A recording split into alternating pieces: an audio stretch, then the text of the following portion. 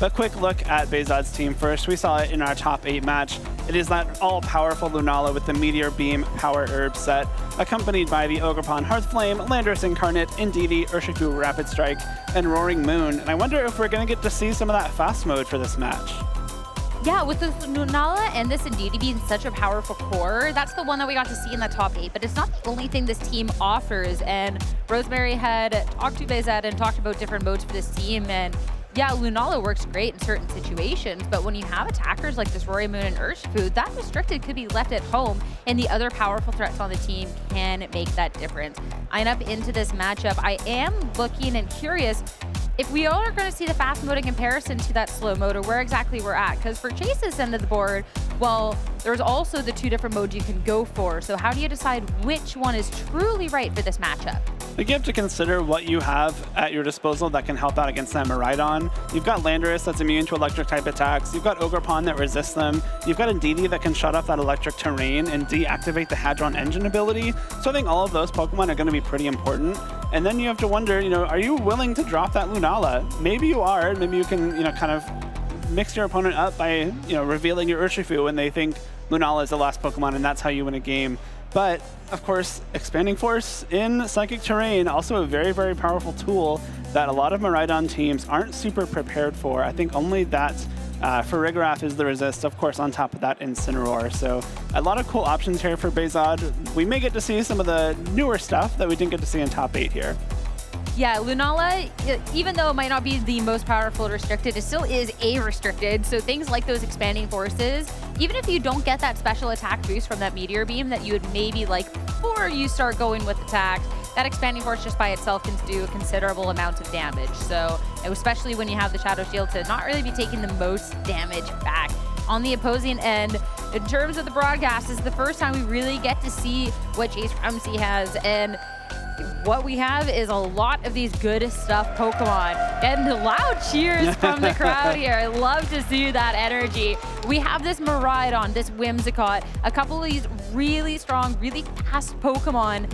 But then a couple of, these slower options. You do have this potential Trick Room mode. You have this Farigiraf and this Ursaluna that I'd be looking to make a lot of headway with these Headlong Rushes. There's some cool Terra type choices here on this team as well. Ursaluna is Terra Poison. A lot of times you'll see something like Ghost as the defensive Terra of choice, or even a Terra Normal just to boost the power of those facades. But Poison here meant to resist fighting type attacks, which can come in very handy. And of course, if you're not opting for Terra Ghost because you don't want to give yourself a weakness to that Astral Barrage or something like a knockoff or anything of that sort. So Poison being useful defensive there. And Incineroar is also Terra Dragon.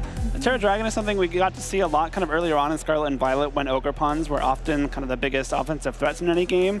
It's a very useful defensive typing against those Fire, Water, and Grass type Pokemon. But here, Dragon, maybe not the most useful of Terra types in this specific matchup. So I think Incineroar might want to be sticking to that Dark typing to take on that Lunala a bit better. If we see some more of those faster offensive threats from Behzad, and we see the Rapid Strike or Shifu and the Hearthflame Ogerpon, it could then maybe fare well there, but that's also then determined. You have to see whether Behzad even wants to play for those Pokemon first before utilizing, hey, maybe this Incineroar would be good, but I think Incineroar could even just be a good call in here with a couple of these move options that it has. This Incineroar, since it is the Assault Vest for Chase, actually has that move coverage that we're not seeing on all these Incineroar sets lately. Sometimes these Incineroars, well, the only real offensive threat is a knockoff, but this one has a Flare Blitz knockoff and U-turn, so can really put in a lot of work. U-turn can be really nice here. Parting Shot is usually the pivot move trainers opt for on their Incineroars to lower those stats of those offensive Pokemon. But U-turn here allows you to pivot out on Lunala while breaking the Shadow Shield, which come in very handy, especially since Shadow Shield is such an important ability for Lunala. Instead, though, we have a Lunala Indeedee, that same lead combination from Behzad, going up against that Incineroar and Miraidon right off the bat. And it's going to be a battle of the terrains, but Indeedee being the slower of the two, the Psychic Terrain is going to be the one that sticks around. So no priority no fake out for Incineroar. So that's going to be something going into this turn. Now, when we've seen Behzad in the past, it's, okay, do you want to go for the Trick Room or do you want to go for just the straight up attacks on the first turn? And when you're staring down an Incineroar on the other end with a Meteor Beam, it's kind of tempting. It really is, especially considering neither of the Pokemon on the field can protect. So if you do go for the Meteor Beam right off the bat, you get that guaranteed damage. And right after I said you maybe don't want to terrestrialize that Incineroar, we do see the Terra Dragon, which should allow it to take this Meteor Beam much, much better. There is nothing more that players love doing than proving that Gaster is wrong. Terra Dragon comes out, make sure this Meteor Beam doesn't do too much, but still with something like that Helping Hand, that is going to be some damage coming out. Volt Switch Miraidon gets to pivot out, so we will get an opportunity to see a different Pokemon that Chase has for this match if it is one of these slower options for a Graph. So if there was a Trick Room on this turn, the Friggraph could fare well in those environments or reverse it. But with the Helping Hand, you know that this Lunala was on the offensive. Meteor Beam, special attack is raised, the Power Herb activates, and the move connects into the Incineroar. Have to see how much damage this will do. Thanks to the terrestrialization, not nearly as much as wanted the knockoff. That's a fantastic trade. Lunala down on the first turn of the match. You were very happy with that trade if you're Chase. You don't get a huge amount of damage off with that Miraidon, but breaking the Shadow Shield is very important, which means that even without the item, you know, the knockoff's base power is lower when the Pokemon it's targeting doesn't hold a held item, but because Lunala is double weak to that knockoff, it is still enough damage for the KO immediately. There is no threat of expanding force throughout the rest of this game. You kind of don't need to worry about the terrain wars anymore, because even if Psychic terrain stays up, there's no expanding force. There's no Psychic type attacks. All that happens is you can't use priority moves, and I think that is only just a fake out on the Incineroar, so a really, really strong start for Chase. And seeing the other two Pokemon that Behzad has brought to this match, the Landorus and the Ogerpon, neither of these two fared too great in a Trick Room, or at least when you're staring down the Friggraph and the Incineroar, doubly not. But then when the Miraidon comes back in, that's something that can start to deal damage. Sandsear Storm with the double connect. Incineroar did take a lot of damage from the Meteor Beam. So, Incineroar, you've done all you needed to do in this match. You can rest easy now. But I was talking about this Miraidon being fast. That Friggraph is still okay with that, which I think gives hints of what Chase's fourth and final Pokemon is. Yeah, it's got to be that Ursaluna, right? You got to have something slow enough to take advantage of that Trick Room, and here comes that Ursaluna. The only problem being you didn't get Ursaluna on the field before the turn ended, so you do have to wait a turn for that Flame Orb to activate and for that Guts ability to be in play. And in the meantime, this Friggraph might take a whole lot of damage from another Sandsear Storm. You really can't swap it out, because if it takes you switch with the Rhydon, it takes a ground type attack, it goes down. At least it is the slowest, so it gets a little bit of damage first, but since the Friggraph, it has so much that it wants to do and not nearly enough move slots, it doesn't have Protect, so no way you can keep that Pokemon protected. And I think a lot in this match is going to come down to this Ursaluna. Now Chase is forced to be bringing in this Miraidon here, and of course these Miraidons with the choice specs, that isn't one that can protect either, but the Flame Orb, the Ursaluna is now burned. It's just how much momentum can it do in these upcoming turns. And this is kind of where Trick Room comes around to bite you a little bit if you are Chase. It is really nice to have your Ursaluna attacking first, and you do have the Earthquake for some spread damage, but unfortunately, if you do want to opt for the Earthquake, you do have to hit your own Miraidon, which you don't really want to do. And of course, Landorus being a flying type Pokemon means that there is no potential for spread damage on this turn. Landorus and Ogerpon can both score one-hit KOs on this turn if left unchecked, again, because the Terra was already burned on the Incineroar. So Wood Hammer and Earth Power into the Ursaluna and Miraidon, respectively, would be enough for KOs. Landorus with the Protect, so if Chase does target down into this Pokemon, nothing's going to happen, but it is just the double, so it's going to be okay. Burn a turn at the Trick Room, have a little bit of an idea where Chase is looking to be targeting Facade, dumped into the Landorus. Facade can do so much, makes sense. Draco Meteor, also nothing, so just a information gained sort of turn. You do get to see what the Miraidon has locked into for the remainder of this game. It is holding that choice specs item, and since there are only 2 Pokemon left on Chase's side of the field, you cannot possibly swap it out. And now again, you're in a position where this Ursaluna can only damage 1 Pokemon on Behzad's side of the field, and the Pokemon that goes left unchecked can knock out the other, but the Follow Me here ensuring that Ogerpon's the one that survives the turn. And now Facade, this is going to be a lot of damage since there is a status. So Ogerpon, the Follow Me, the Sacrifice to make sure it's just this Landorus to try and clutch out this 1v2. Not going for the Sandsear, we're double instead. Earth Power, make sure Miraidon does go down. So now you can just protect on this next turn, try and burn another turn, and then go into the situation of being the faster Pokemon again. But yeah, I was mistaken, actually. Indeed, he is there. So we're still at the 2-1, and you can still do a follow me here.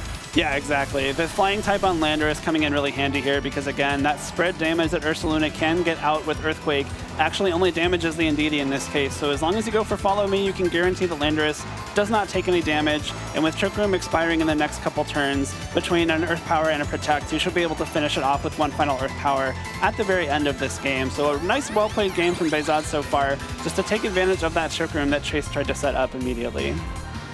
Before, when we've gotten to see, it's like the support of like all around the restrictive. In this case, the Landorus is the only thing that he's protecting. That is, of course, a hit into the Indeedee, the Follow Me, Landorus, free attack into the Ursaluna, Earth Power, all the damage that is needed. It has had one step closer to finding himself here in the grand final.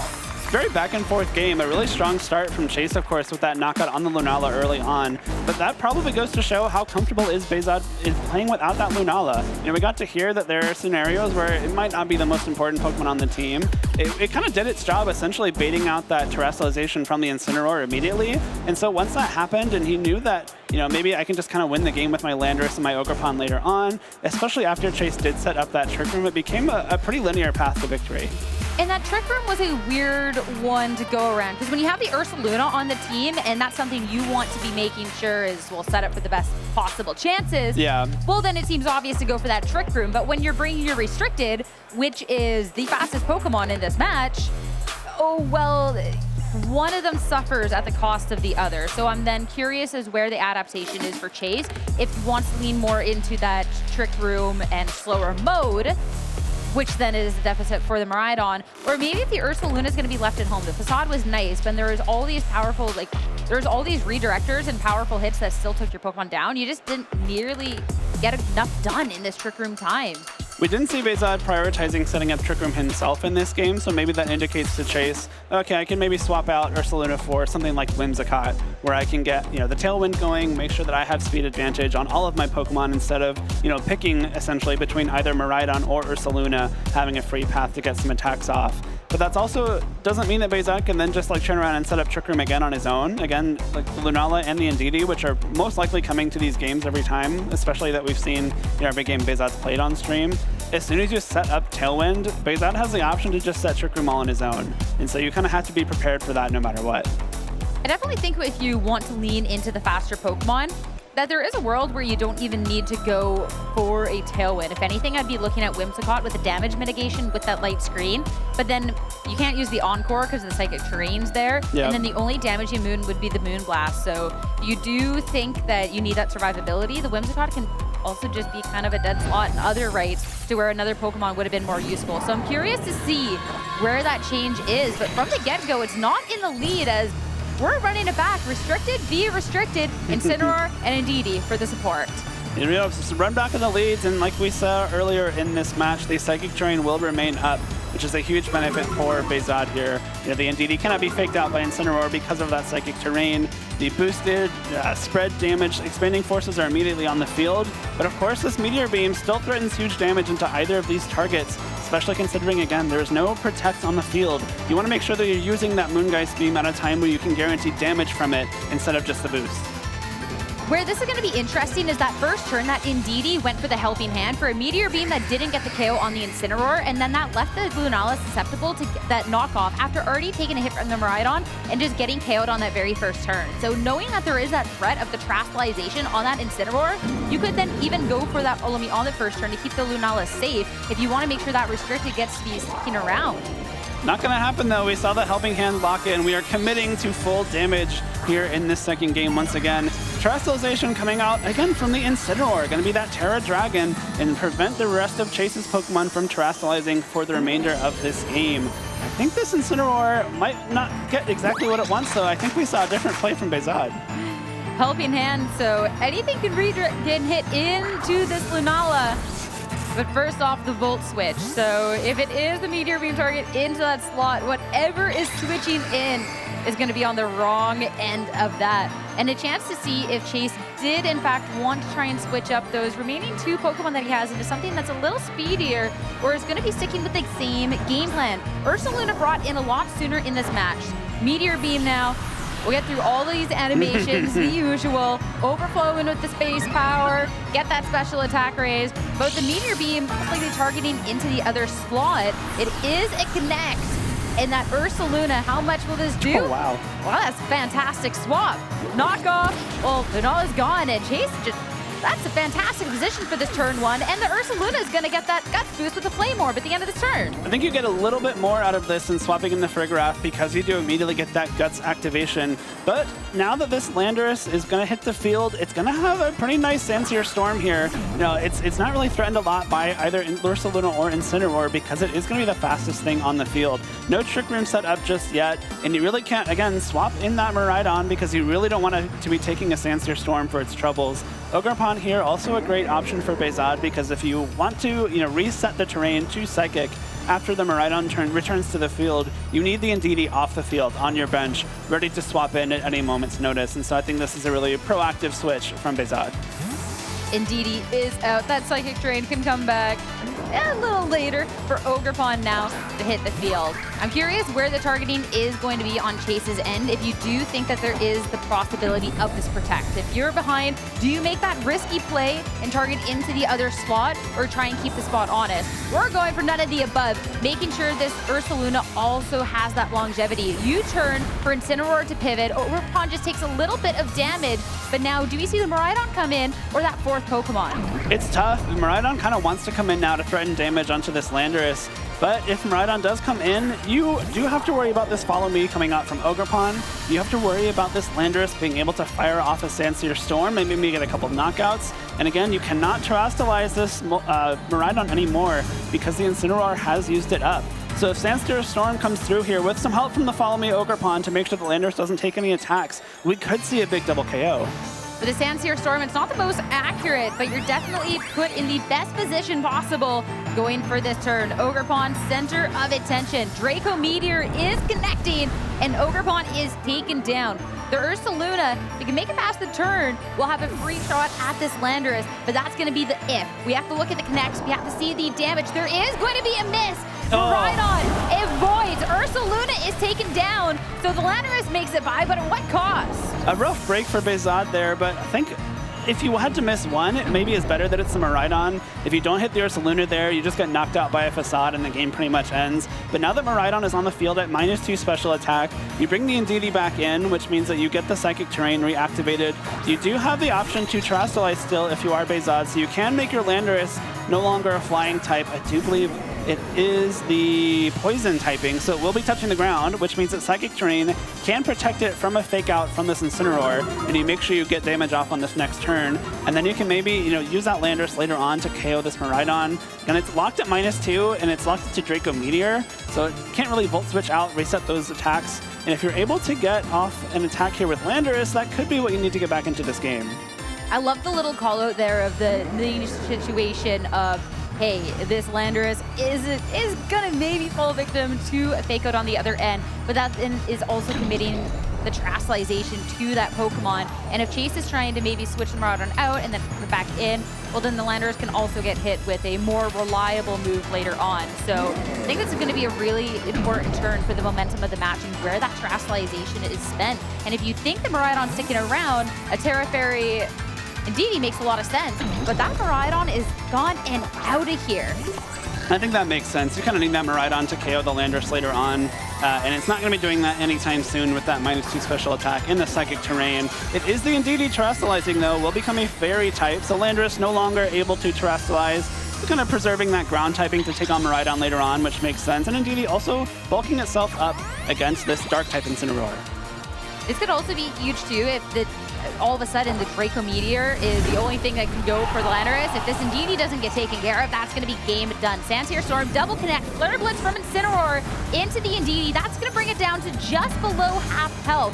So another hit at that Pokemon taken down. You do get the recoil with that Rocky Helmet, but now Chase, both of these Pokemon have taken a lot of damage. And again, if you need this Indeedee out, because if you are stuck on the field with only that Miraidon, it'd be a little bit of a tricky situation. You're not going to get that damage output you need with that Dazzling Gleam, and you can't lock in anything else, because then, well, then you can't hit both targets. And the Terra Fairy actually might be a big offensive boon here for Behzad as well in this Indeedee. It does have the alluring voice attack, which might allow Behzad to go for the single target Earth Power into that Farigiraf and make sure that you're not missing, but Sandsear Storm connects 2 KOs. We don't have to worry about missing moves or any of these other possibilities if we just make sure every one of these Sandsear Storms lands double KO onto this turn. And Indeedee doesn't need to go on the offensive. Now, when we look at the speed tier in this Trick Room, this is going to make sure that once this Miraidon hits the field yet again, it is the slowest thing around. We've seen how much damage this Landorus is doing, and Miraidon with this choice specs has no way to make it past these turns. Really, really smart Trick Room there, especially knowing that if that Sandsear Storm connects, it's pretty much an instant win with that Trick Room. Even if you miss one of those targets, I think you're totally fine. You've still got Indeedee around to protect this Landorus if you need. And Indeedee now the helping hand. Landorus already going to get that damage. The crowd is cheering the Earth Power to take the KO. And with that, Behzad Muntazir is in the grand